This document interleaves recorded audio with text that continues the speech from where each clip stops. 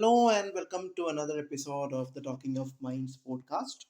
Many of us may have seen the iconic dialogue of Luke, "I am your father," from the Star Wars movie universe. We may have seen it in many memes or many other places, and some of us right now, already know that this was not the actual dialogue that was used in the same in that scene. Some of us may have not come across this difference between what we remember and what was actually said. And this phenomenon is related to something called the Mandela effect. Now, Mandela effect is not a cognitive bias or a pretty scientific term or something. It's more of a pop culture phenomenon. Mandela effect is many people, sometimes lakhs or even crores of people having the same specific false memories related to certain items, certain brands, or as we said, movie dialogues, or even people. Uh, so the main feature is that this is a false memory, something that is different from what is actually what the fact is, and the same specific false memory will be shared by a lot of people at the same time. Now, this term of Mandela effect was coined by someone called Fiona Broom. She's a paranormal researcher, or a person who claims to be a researcher in paranormals. And she described this about her own false memory of Nelson Mandela, dying in prison in the 1980s, or maybe early 90s or somewhere. And she did this. She discovered this in around 2009-10, and she also found that many others, thousands of others, also share the same memory about Nelson Mandela dying in prison in the 80s. And she, in fact, remembered a lot of other details, such as probably, listening to the news on the radio, or seeing the, ceremonies in TV, or many things.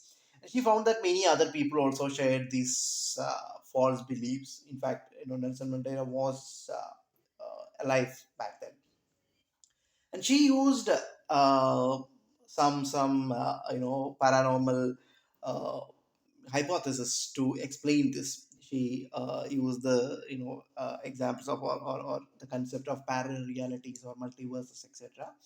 But we know that this is not the case. But there is something, something called the Mandela effect. Uh, so the Mandela effect that she had is about incidents in the life of a specific person. We have a lot of Mandela effect examples for movie dialogues. There is also another set of Mandela effect phenomenon called the visual Mandela effect, where the false memory happens around things that are visual in nature. For example, brands or characters in movies. Uh, a famous example is that of Kit Kat, the chocolate, the name of the logo of Kit Kat having a hyphen between the kit and the cat. That is how most of us may recall the Kit Kat brand logo. But in fact, there is no hyphen in between kit and cat in Kit Kat. Uh, we insert this hyphen probably because both the K's are in capitals, and we treat them as two different words, or two units, and put a hyphen in between because of the way we pronounce that name also. For the Pokemon fans, there is also this the picture of Pikachu having a black portion of the tail. In fact, for the actual Pikachu, there is no black mark. The tail is entirely yellow, if I remember that color exactly. So these are there are many other examples of visual Mandela effects that we can find, especially related to brand logos and all that we can find on the internet. Now we'll try to understand what are the possible causes of this particular phenomenon. So one example, or one theory that is used to explain Mandela effect is the schema theory. Now, schemas are cognitive frameworks that we use to help organize and interpret information about the world around us. We have schemas for a lot of things around us, and we organize all the memories related to this particular concept under this schema. So we may have a schema for a car, or a schema for a train, or schema for life events and all. And the schema for a car, for example, is the umbrella under which we store different kinds of information about a car. Every time we come across it. Uh, for example, we may have a schema for dogs. And as we know a lot about new kinds and breeds of dogs, we may expand the schema with more detailed information, and then we start probably making sub schemas, for different kinds of. If you are somebody who is very much interested and have a lot of information about dogs, you may have many sub schemas. Similarly with cars, if you have a very crude information or very very basic level information about cars, your car schema may not be much detailed. So that is how schemas work. So with schema theory, we explain Mandela effect is that we omit the unfamiliar details, and we adjust our memories to fit our schema. So, for example, like the Kit Kat example. So we know it fits our schema better if we put a hyphen in between the kit and cat for many other reasons. Uh, there have been experiments that have shown that people actually alter our memories to fit existing schemas. So when we are presented with a new kind of information, visuals or videos or dialogues or words, we when we remember or when we store this information in our memory, we modify certain areas of these things to fit our schema, rather than editing our schema to include these new kind of information.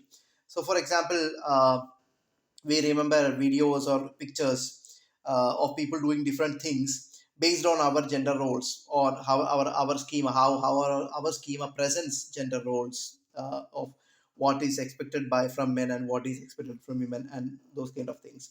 So that is how uh, we modify our schemas. And the kind of errors that we make with these Mandela effect things are not really, very serious. It does not make much of a difference whether you remember Kit Kat with a hyphen or not, or whether you exactly remember the Darth Vader dialogue of Luke, I'm your father. So there is no need to change them. That's why they stay there unless and until someone points out the discrepancy between what you have remembered and what is the truth. And there is also this element of social influence. So we may have a particular kind of memory about a person or an event or something, but when you see that everybody else around you, or when you see when it seems that everybody else has a different kind of memory about this specific thing, we just change our own memories when without us knowing. Now that's not a conscious process. That's how social influence will have an effect on Mandela effect. And then there is the issue of false memories and confabulation.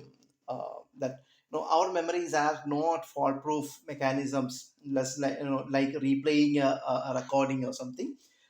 When we remember things or when we recall things, every time we recreate them, whatever be that, memories of our childhood experiences, or whatever.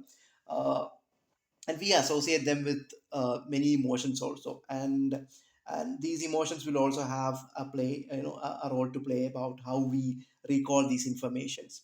So false memories do happen. We change facts and we change details of memories according to different internal or external influences. So there is this famous example of lost in the mall experiment, where participants were presented with vague details about their childhood events.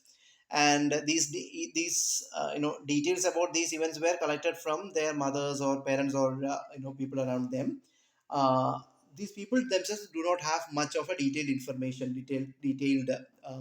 recollection of these events. And when these participants were presented with four events from their childhood, three of them were actual events and one was a false event. So the false event would be related to them being lost at a shopping mall, and then another person, probably an elderly lady or somebody, finding them and returning them to their parents. So this event, this kind of an event did never actually happen in the lives of any of these participants. But in the experiment, around 25% of people actually recalled such incidents. And they actually, what they actually did was they created memories based on the cues given by the experimenter. And some of these recollections were very detailed, very graphic kind of recollections of what happened.